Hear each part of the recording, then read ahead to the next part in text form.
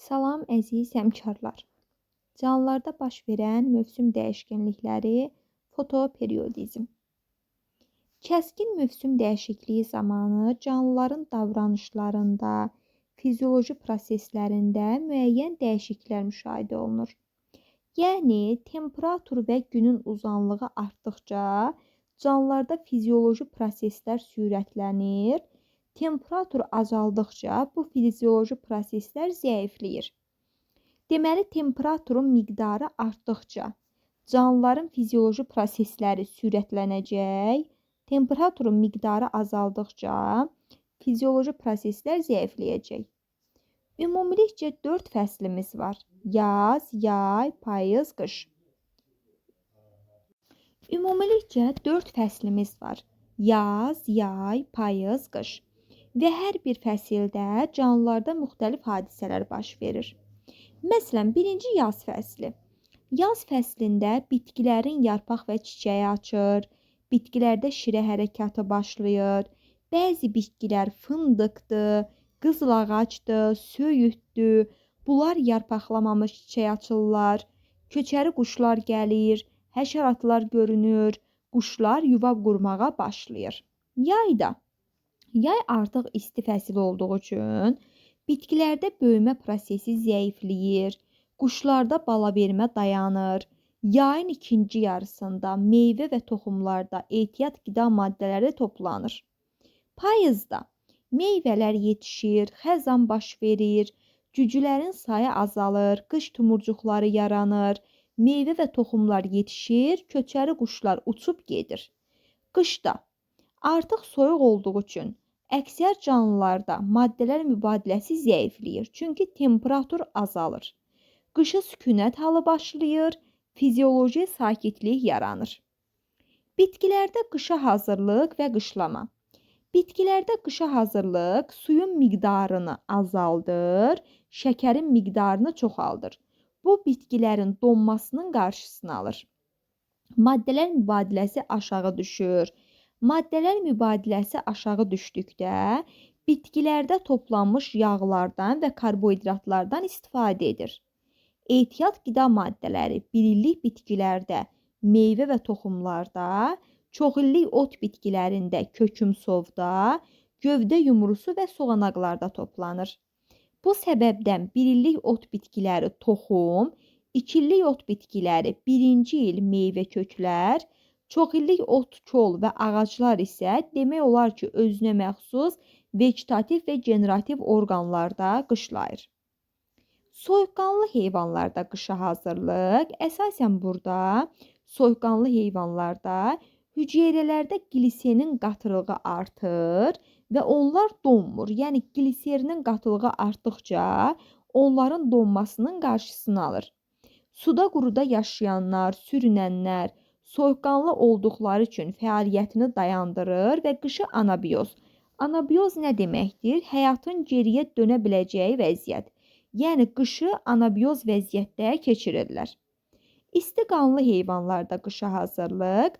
Quşlar qışı keçirmək üçün lələk örtüyü qalınlaşır, bəzən rəngləri dəyişir, qışlama miqrasiyası edirlər, yəni soyuq yerlərdən isti ölkələrə uçurlar.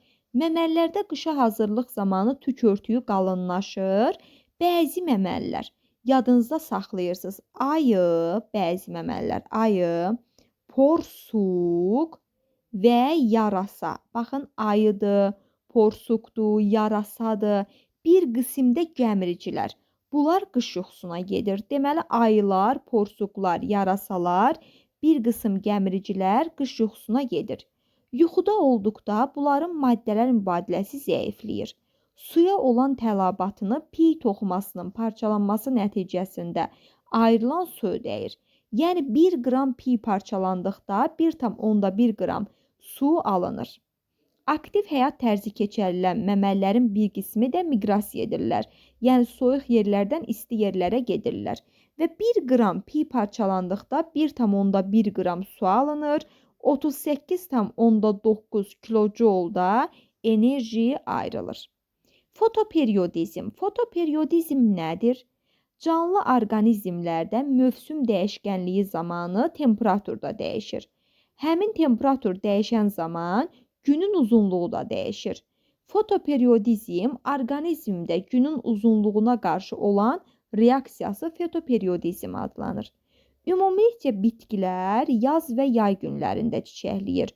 Buna görə də uzun günlü bitkilər, qısa günlü bitkilər var.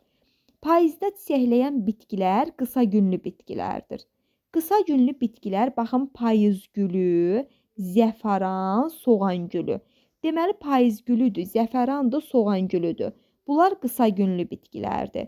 Uzun günlü bitkilərə fındıqdır, vələsdir, palıddır, ağakasiyadır, söyüddür, buğdadır, çovdardır, darıdır, arpadır, kənafdır. Bunlar da uzun günlü bitkilərdir. Ümumilikcə, mövsüm hadisələrinin tənzim edilməsində günün uzunluğunun əsas rol oynadığını bilməklə, insanlar bir çox canlıların inkişafını idarə edə bilirlər. Məsələn, mülayim iqlim qurşağında suni işıqlanma şəraitində bitkilər yarpaqlarını tökmür, həşəratlar inkişafını davam etdirir, toyuqlar da yumurta vermək çoxalır, yəni suni işıqlanma sayəsində. Deməli, qısa günlü bitkilərə oldu payız gülü, zəfəran, bir də soğan gülü. Bunlar oldu qısa günlü bitkilər. Daha sonra modifikasiya dəyişkənliyi. Gəlin görək, modifikasiya dəyişkənliyi nədir? Ümumilikcə, orqanizmdə yeni əlamətlər qazanmaq kimi ümumi xassəsi və ya daxildəki fərdlər arasında fərqlər dəyişkənliyi adlanır. Deməli, orqanizmlərin yeni əlamətlər qazanma kimi ümumi xüsusiyyəti və ya növ daxilində fərdlər arasında fərqlər dəyişkənlik adlanır. Dəyişkənliyin özünün iki növü var.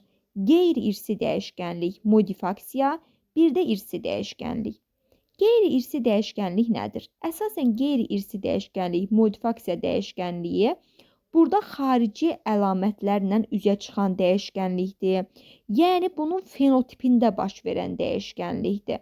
Məsələn, bizə misal olaraq dovşanı göstərib ki, dovşanın belinə buz bağladıqda ağ rəngli dovşan bir müddətdən sonra bu belinə buz bağlanmış hissəsindən qara rəngli tüklər çıxacaq. Yəni, burada göstərir ki, mühit şəraiti modifikasiya dəyişkənliyinə təsir edir. Yəni, mühit şəraitinin təsiri altında eyni genotipli fərdlərdən müxtəlif fenotiplərin yaranması modifikasiya dəyişkənliyi adlanır. İnsanın əkib becərdiyi bitkilərdə modifikasiya dəyişkənliyini müşahidə etmək olar. Məsələn, qələmlə çoxalan nəsillərdə tam eynilik müşahidə olunmur. Bunun səbəbi bitkilərin işıqlanma səviyyəsi, torpağın strukturu, su və qida maddələrinin təminatı, alaqotlarının olması ola bilər. Belə dəyişilmələr genotipə təsir etmir, nəsildən nəslə ötürülmür. Yəni, modifikasiya dəyişkənliyi nəsildən nəslə ötürülmür. Modifikasiya dəyişkənliyin hüdudları reaksiya norması adlanır. Ümumilikcə, fenotip orqanizmin daxili və xarici əlamətlərin cəmidir. Genotip valideynindən aldığı genlərin cəmidir. Əsasən canlılarda kəmiyyət bir də keyfiyyət dəyişilmələri var. Kəmiyyət dəyişilmələri ölçmə yolu ilə öyrənilə bilər, keyfiyyət dəyişkənliyi təsvir etmə yolu ilə öyrənilə bilər. Məsələn, bitkilərdə çiçəyin rəngidir, quruluşudur. Bunlar keyfiyyət dəyişilməsidir. Yəni, təsvir etmə yolu ilə müəyyən edə bilərik.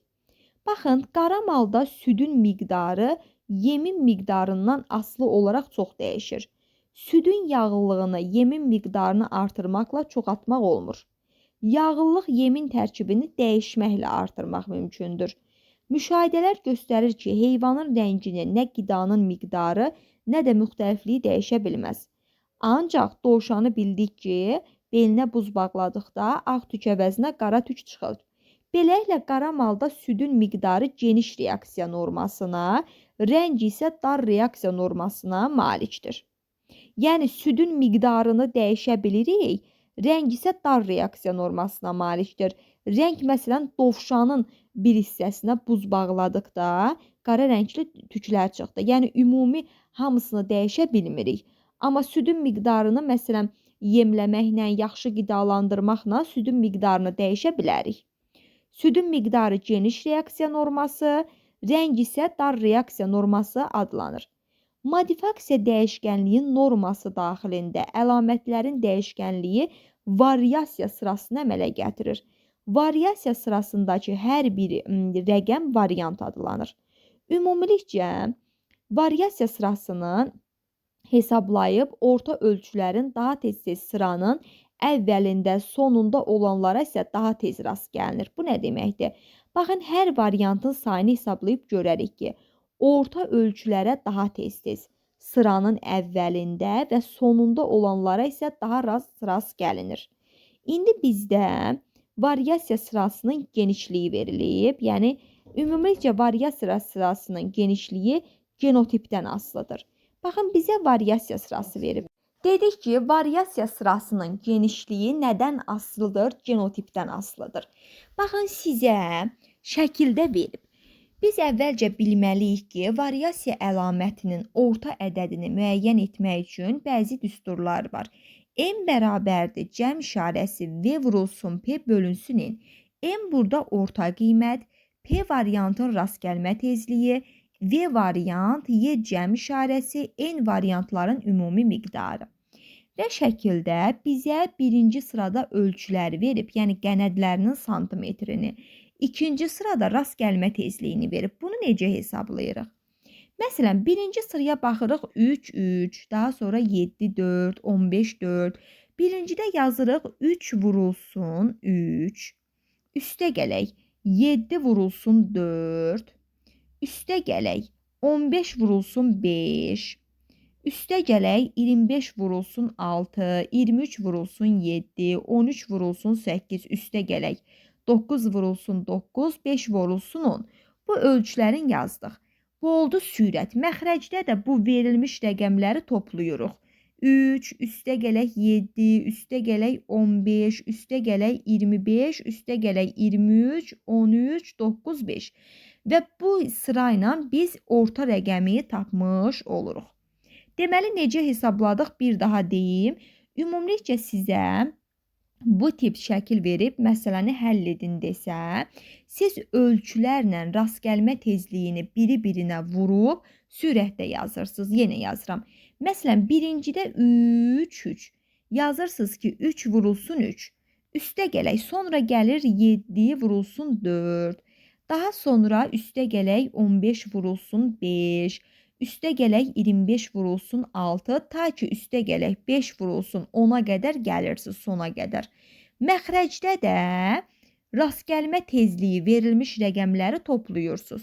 Məsələn, 3 üstə gələk 7, üstə gələk 15, 25, 23, ta ki 5-ə qədər toplayıb və sonda tənasübü həll edib, yəni misalı həll edib, məsələni həll edib, rəqəm çıxardırsınız. Modifikasiya dəyişkənliyinin xüsusiyyətləri. Ümumilikcə, modifikasiya dəyişkənliyində genotip dəyişmir, irsən ötürülmür, növlərin uyğunlaşmasını təmin edir, tədricən baş verir, növləri qoruyub saxlayır, qrup xarakterlidir. Məsələn, burada verilmiş məsələni həll edək. Bunu necə həll edirik? Bunu həll etmək üçün yazacağıq. 6 vurulsun 6. Üstə gələk 11 vurulsun 7. Üstə gələk 18 vurulsun 8. Üstə gələk 26 vurulsun 9. Üstə gələk 19 vurulsun 10. Üstə gələk 13 vurulsun 11. Üstə gələk 7 vurulsun 12. Məxrəcdə nə yazırıq? 6 üstə gələk 11. Rast gəlmə tezliklərini toplayırıq. Üstə gələk 18, üstə gələk 26, üstə gələk 19, üstə gələk 13, üstə gələk 7. Və bu formada yazıb məsələni həll edirik. Daha sonra gəlir mutasiya dəyişkənlik, irsi dəyişkənlik. Ümumilikcə, mutasiya, irsi dəyişkənlik Charles Darwinə yaxşı məlum olsa da, dəyişkənliyin səbəbləri və mexanizmi ona aydın deyildi. Ancaq o, irsi dəyişkənliyin təkamüldə çox böyük rol oynadığını müəyyənləşdirmişdi və dəyişkənlik təkcə xarici şəraitdən asılı deyil fikrini də söyləmişdi. İrsi dəyişkənliyin özünün 3 növü var. Mutasiya, kombinativ, bir də korrelativ, nisbətli dəyişkənlik. Mutasiya nədir? İrsi dəyişkənliyin bir növüdür. Orqanizmdə, xromosomlarda və genlərdə baş verən hər hansı bir dəyişkənlik mutasiya səbəb olur. Mutasiya bəzən çox kiçik olur və onlar nəzərə çarpmır. Ümumilikcə mutasiya nəticəsində yeni sort və cinslər yaradılır. Məsələn, qısa ayaqlı ankon qoyun cinsi, qısa ayaqlı tasqa it cinsi, yumurtavari yarpaqlı çiyələk, sallat və piramida şəkilli çətiri olan ağaclar əsasən mutasiya yolu ilə yaranmışdır. Mutasiya anlayışını da elmə ilk dəfə Hugo de Vries tərəfindən gətirilmişdir. İlk dəfə deyəndə, yəni ilk dəfə Holland botaniki Hugo de Vries demişdir. O müşahidə etmişdir ki, Enothera, yəni eşək qulağı bitkisinin yarpaqları arasında normal formadan kəskin fərqlənən formalar var. Onlar əlamətlərin nəsildən nəsilə irsən ötürür və belə dəyişkənlik mutasiya dəyişkənliyi adlanır. Mutasiya dəyişkənliyi genotiplərində xarici və daxili mühit amillərinin təsiri ilə yaranan dəyişkənlikdir. Əsasən orqanizm üçün çox vaxt zərərli olur. Orqanizmin məhvinə səbəb olan mutasiyalar da var. Mutasiyalar daşıyan genlər adətən resessivdir. Genotipi dəyişdirmə xüsusiyyətinə görə də mutasiyanın bir neçə növü var. Xromosom, genom, bir də gen. Xromosom mutasiyalarında xromosomun quruluşunda dəyişkənlik baş verir. Məsələn, xromosom sahəsinin ikiləşməsi. Burada tutalım ki, A, B, C. Bu C özünü ikiləşdirir, olur 2 dənə. Və ya A, B, D, D özünü ikiləşdirir, olur 2 dənə. Yəni, xromosom sahəsinin ikiləşdirilməsi, xromosom sahəsinin çatışmamazlığı, sahənin 180 dərəcə çevrilməsi, sahədə qeyri-homoloji xromosomların yer dəyişməsi. Bu olur xromosom mutasiyası. Genom mutasiyasında, baxın, xromosom mutasiyasında xromosomun quruluşu dəyişir. Genom mutasiyasında sayı dəyişir. Bu da anoplodiya, bir də poliplodiya adlanır. Anoplodiyada xromosomun sayının bir neçə dəfə artıb azalmasıdır. Bu da normal, yəni xromosomların meyoz prosesində normal paylanmaması nəticəsində olur. Məsələn, Down sindromunda bunda 2n47 xromosom var. Əsasən 21-ci cütdə baş verən artıqlıq. Şerşevski-Tennerin 2n45 xromosomdur. Daha sonra, yəni burada xromosom sayının 1-2 vaid artıb azalmasıdır. Poliplodiyada xromosom sayının dəfələrlə artıb azalmasıdır. Bu daha çox bitkilərdə rast gəlinir. Heyvanlarda tut-pək qurdunu misal göstərə bilərik. Astaurov tərəfindən yaradılmışdı poliplodiya forması. Əsasən orqanizmdə xromosom yığımı 3n olarsa triploid, 4n olarsa tetroploid adlanır. Bəs genom mutasiyaları nədir? Bunlara nöqtəvi mutasiyalar da deyilir. Onları işıq mikroskopunda müşahidə etmək çətindir. Bu deyintilərdə biz bilirik ki, genlər deyintinin üzərində yerləşir. Həmin bu deyintilərdə nukleotidlərdə baş verən dəyişilməklər, nukleotidlər yer dəyişdikdə amin turşuluğun yeni ardıcıllığı müəyyən olunur, yeni bir zülal sintezinə sərf olunur və bu da gen mutasiyalarına gətirib çıxarır. Ümumilikcə gen mutasiyası zamanı yeni allellər əmələ gəlir. Bunun da təkamüldə çox böyük əhəmiyyəti var. Çox vaxt mutasiyaya uğrayan genlər də fəaliyyətdən qalır və bu zamanda erintə və zülal əmələ gəlmir. Somatik mutasiyalar nədir? Somatik mutasiyalar orqanizmin somatik hüceyrələrində baş verir. Onlar bitki və heyvanlarda cinsi çoxalma zamanı irsən nəslə ötürülmür.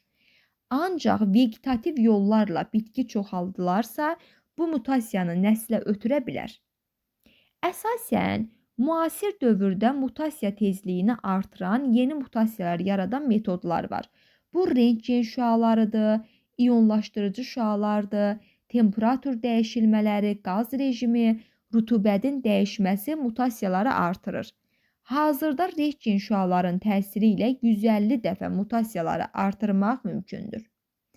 Bəs kombinativ və korrelativ dəyişkənlik nədir? İrsi dəyişkənlik təkcə mutasiyalar nəticəsində baş vermir. Cinsi çoxalmanın zamanı genlərin və xromosomların yeni kombinasiyası yaranır. Yəni atadan da xromosom alır, anadan da xromosom alır. Yeni kombinasiyalar yaranır ki, bu zaman orqanizmdə yeni əlamətlər, yeni xassələr meydana çıxır. Bu kombinativ dəyişkənlik adlanır. Kombinativ dəyişkənliyə səbəb meyozun birinci profazasında Homoloji xromosomlarda baş verən sahə mübadiləsi crossing over. Bölünmə zamanı xromosomların təsadüfi qütblərə çəkilməsi, mayalanma zamanı qametlərin təsadüfi birləşməsi.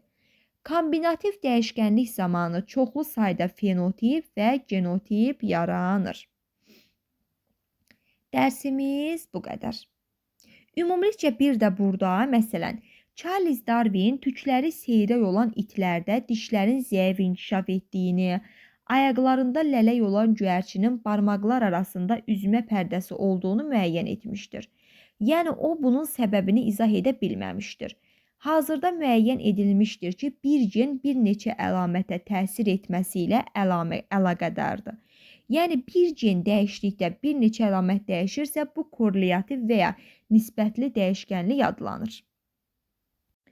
Ümumilikcə, genlərin çoxcəhətli təsirinə, məsələn, buna başqa nə deyə bilərik? Dedik, bir gen bir neçə əlamətin inkişafını müəyyən edir. Bitkilərdə qırmızı çiçəklilik, gövdə və yarpaqlarında qırmızı pigmentin olması, itdə tüksüzlük, dişlərin zəif olması, göyərçinin ayaqlarında lələklilik, barmağın arasında üzmə pərdəsinin olması, drozofil milçəyində gözünün pigmentsizliyi, nəsilvermə qabiliyyətinin aşağı olması, heyvanlarda boyun uzunluğu, ətrafların uzun olması.